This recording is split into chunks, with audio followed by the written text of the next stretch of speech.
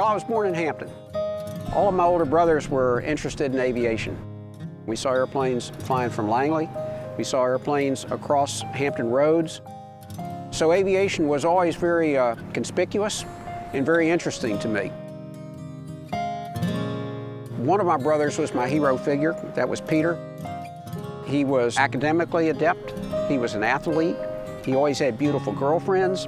He had his own airplane the last 2 years in college. He was the golden boy. That's who I wanted to be. I wanted to be the athlete. I wanted to be the scholar. I wanted to have good-looking girlfriends. He became a naval aviator. At that time, the way that you got into jets was to go to a jet transition course in Kingsville, Texas. He was down there for 3 months, involved in a fatal aircraft accident. I went to college with the idea of becoming a naval aviation cadet as soon as I could. My parents, of course, especially my father, was very resistant to that idea because only 5 years earlier he'd lost a son. I dropped out of school and I went to Norfolk to take the test to become a naval aviation cadet. If you were younger than 21, you had to have a parent or guardian sign for you. My father would not sign. I decided to go back to school. I graduated in 3 years. This time, after a lot of conversation, my father decided to sign for me.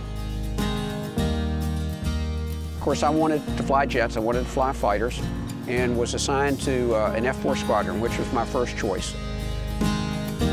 But I got very interested in aspects of airplane design, airplane performance, and I decided I really would like to be a test pilot.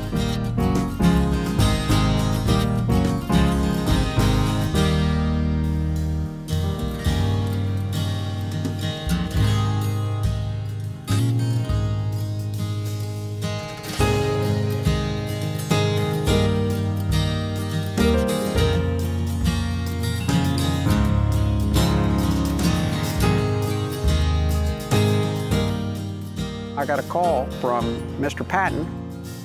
He thought he could get me a job. So I did come to Langley. We had 26 different kinds of airplanes, helicopters, fixed wing, general aviation airplanes, fighters, almost everything you can think of. I had a variety of very interesting research programs through the years. The Lightning program, a so-called severe storms program, was prompted because the data that was being used by designers to protect airplanes was skewed. It was generally below 20,000 feet. It was all near airports, so it was far from providing a comprehensive picture.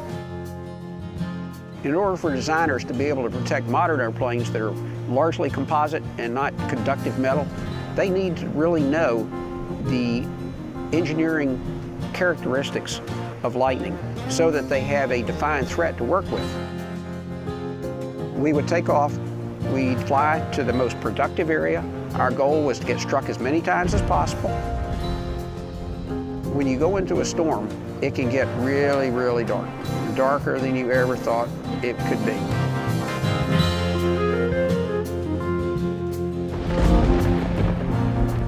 When the lightning strikes are most intense, it's very loud, even though you have sound attenuating cups on your headphones inside your helmet. You have foamy earplugs in your ear canals, and the floorboards will ripple under your feet. Now, one of the questions is, what zones of an airframe are vulnerable to lightning strikes? And it turns out that depending on the shape of the airplane, there are certain places that are much more likely to incur strikes than others. And we wanted to verify this in flight as opposed to in the lab by making sure we had good photographic records so we could actually map and see where these attachments were taking place. We pioneered weather in the cockpit. It was the first use of a ground-to-air link to put weather in the cockpit. There was much better understanding of what kind of protection you needed with composite airplanes. And of course, so many airplanes have composite parts now. That's a very important characteristic. So the outcome of the whole program was very useful to industry because it helps designers.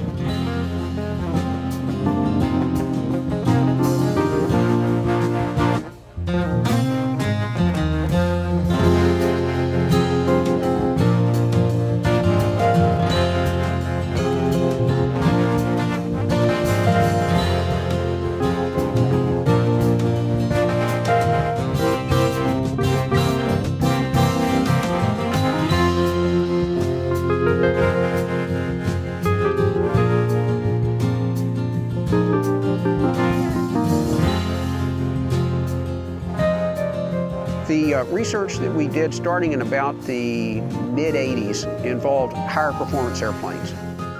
Thrust vectoring was slated to probably go on what became the Raptor. I did a whole lot of work in different control schemes for thrust vectoring based on the F-18. Well, I think I've had probably the best job in the world.